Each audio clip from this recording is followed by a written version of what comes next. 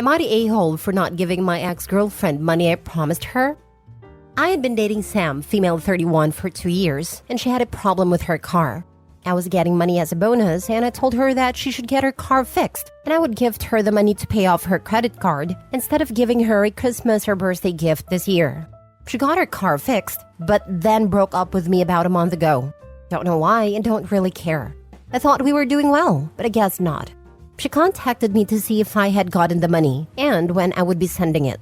I told her I had no plans on sending her money, and she said I was an a-hole for letting her put herself in debt if I had no plans to actually live up to my promise. I think that the situation has changed. I was planning on giving her the money, and she would have been screwed without a car. She needs it for work and to drive her kid around. Now for the top comments. Not the a-hole. Actions have consequences. Breaking up means not getting the partner treatment anymore. The money was clearly meant to be contingent on being your partner. Not partner anymore, no money. I would say that you would be crazy to still give her the money. Not the a-hole. Absolutely do not give this person money. Block and move on, and don't allow yourself to get manipulated or persuaded. Not the a-hole. It's perfectly normal to lend money to a significant other. Once that relationship ends, you no longer owe them anything. She is gaslighting you, so you will give her money. She's an adult. Figure it out. Paying credit cards in for your car to be fixed is what adults do. This doesn't feel like a loan here. It was the promise of a gift. So yeah, not the a-hole. If it was a loan, I would feel different. Like, what if she paid up front to fix his car with the expectation that he would pay her back, not as any gift stipulation? She knew she was going to dump you and still accepted a gift. If you were doing something inappropriate and got caught, then yes, you should. But no, don't help her. If she just dumped you out of the blue, she either had it planned out for a while or has been going behind your back with someone new. Block her and everything. If you get bothered by her friends, say she took the offer when she was seeing someone behind my back or had it planned before she took the offer. Lord, I wish I had the confidence and audacity of this woman. What is she going to do? Withhold intimacy or break up with you if you don't pay? My God, not the a-hole. Next story. Am I the a-hole for throwing my brother an end of alimony party? My older brother and his ex had a rocky marriage before they finally divorced. To be honest, there were enough faults in both of their parts, so no one can claim the high ground. But because his income was several times of hers, the court awarded her alimony. Thankfully, they were married for less than 10 years, so he only had to pay her alimony for half of the years they were married. His last payment to her will happen this month, so the guys and I are planning an end of alimony party for him. We're planning a week-long stay in Vegas at the Wynn, and we'll chip in to fully cover his end. Because we're planning to go at the end of the month, and there are about a dozen guys going, we've been texting and talking to coordinate the trip. When the trip was first planned, I told my girlfriend, and she wasn't happy about it. She wasn't mad that we're having a guys trip, because we've taken separate vacations before without any issues. She wasn't happy with the theme, and said that it was in bad taste. I disagree, and we had discussions about it until we agreed to disagree. On Friday, she was using my phone to watch her shows, and one of the guys sent a picture he designed for a shirt we're planning to have made for him to wear. The gist of the design is that he's free of alimony payments and can afford to eat again with some graphics. It was in a group text, and the other guys texted their robust approval. This sent my girlfriend into a rage I've never seen before. We got into a huge argument that lasted all weekend. We even had to cancel dinner plans we had with some friends. I thought our argument was coming to an end, but this morning while we were getting ready for work, she gave me the silent treatment and completely ignored my questions. Basically, she wants me to cancel the trip and admit that we're being terrible people for celebrating something so painful. I don't want to cancel the trip, and my brother is excitedly looking forward to the end of his payments, so I don't see any pain. I honestly don't know why she's so mad, because none of this have anything to do with her. She doesn't even know the ex, since they divorced before we even met. Not the a-hole, but I hope you remember to sign a prenup before you marry this one, and don't let her be a stay-at-home anything. Don't rely on her birth control. If a guy doesn't want children, there are birth control methods that a man can use. If she gets pregnant and he didn't use them, it's on him. Female birth control is only 90 to 94% reliable at the best of times. Never ever rely on someone else to prevent children you don't want. Not the a-hole, but this is showing some pretty big red flags. Sounds like she's upset that you wouldn't be open to paying her when you guys get divorced. She can't claim girl code because this happened before she was even around and it has nothing to do with her. Enjoy your trip and reconsider your relationship. Not the a-hole. The last months of the marriage were painful. The divorce was painful. Having to pay money every month to someone who hurt you and who you'd rather just forget entirely was painful. This is not painful. This is him finally being free from that part of his past, which will allow him to fully heal and move on. The only person this might be painful for is his ex, who has benefited from that money and has continued paying for the last 5 years. I could maybe see where she's coming from if the party theme was being rid/free of ex as a person. Like good riddance to Mandy, or whatever her name is, because that would be a personal attack. But just being free of having to shell out money every month? There is nothing wrong with that at all. The fact that your girlfriend thinks it's bad says a lot about her character and intent, and what it says isn't good. Red flag alert. Do not marry this woman, OP. From a woman. Next story. Am I the a-hole for denying my son's father phone calls after 8 years of no contact? Okay, backstory. I got pregnant at 17 and my son's father was out from the jump. He was not interested in being involved in our son's life at all. When my son was 3, I started dating my now husband. My son calls him dad but knows he's not his real dad. When my son was 5, I got served papers from Biodad taking me to court for visitation. During court, the judge charged him with 1 count of child abandonment, but did approve of visits, starting in a therapist's office doing what's called reunification therapy.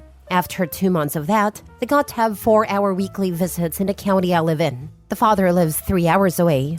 Anyway, after 4 visits expanded over 3 months, the dad called me and said he was moving across the country. He stated that he is never coming back to my state, but wanted to keep in touch. I would send a few pictures and updates, but eventually stopped after he wouldn't respond.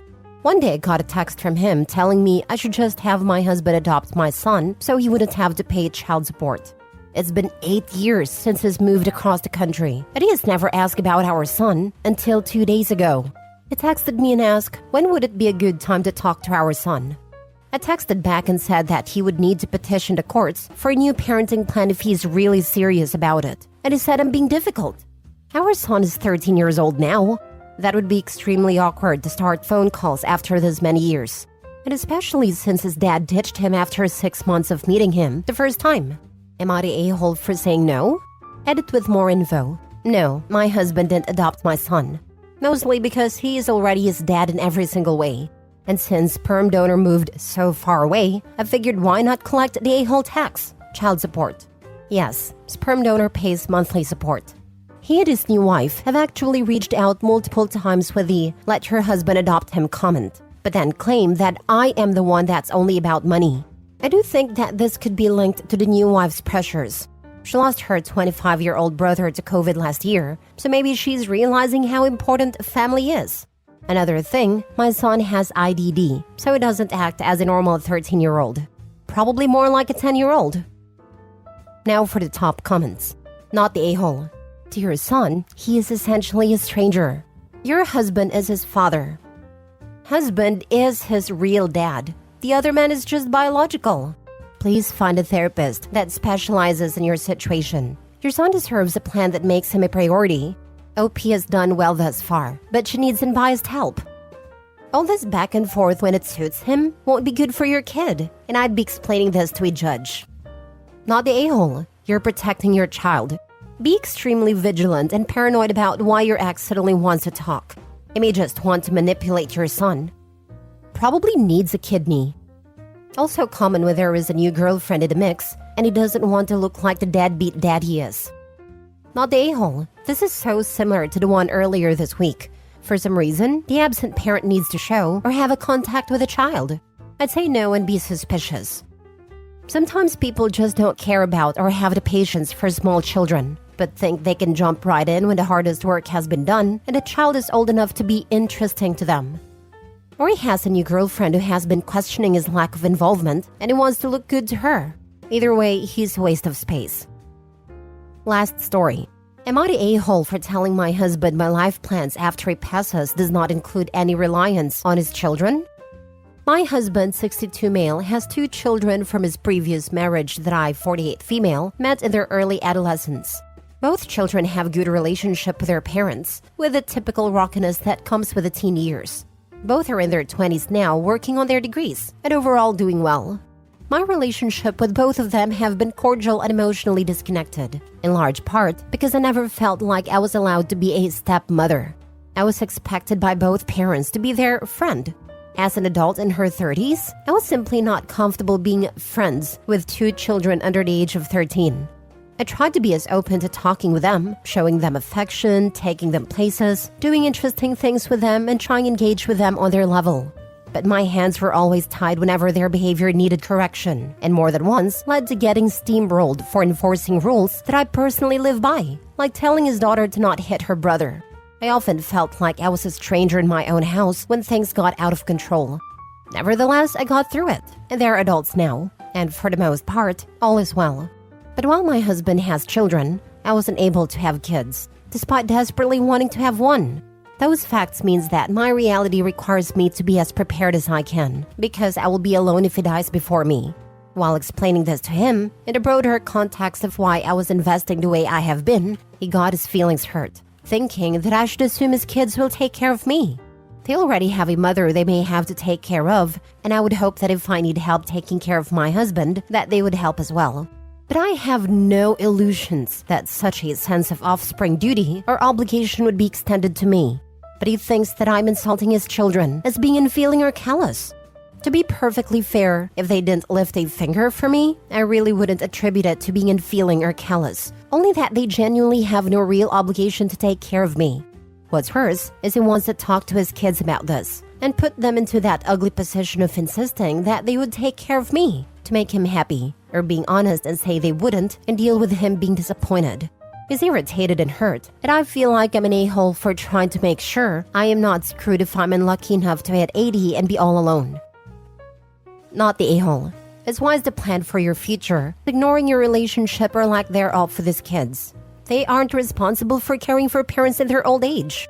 Point out to your husband that if at any point he needs help, they don't have to, morally or legally. You are responsible. I'm not sure why he got upset. He decided the parameters of your relationship with his stepkids. Explain this and that you don't want it raised with his kids because he ensured they weren't yours. Thank you. I think his sense of hurt is because he thinks I have a low opinion of his children, that I don't see his children as particularly generous of wallet or spirit.